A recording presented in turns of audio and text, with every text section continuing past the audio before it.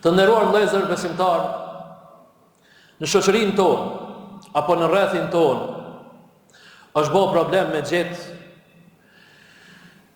dikant që fol mirë, dikant që ka mendim të mirë për shokun e tij, për të afërmin e tij, apo edhe për vllahun e tij.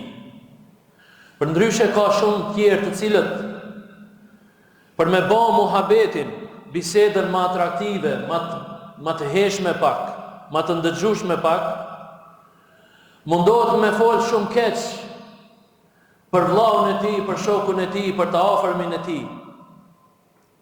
Dhe kjo për fat keq është duke u rrit sa më shumë.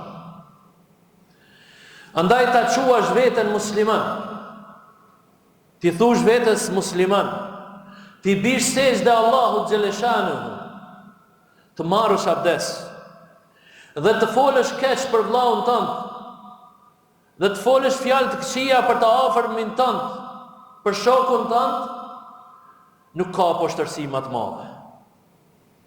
Nuk ka idiotësi më të madhe. Sepse ndoshta ti e ke diskutuar një hall me ta. Sepse ndoshta ai e ka diskutuar një hall me ty.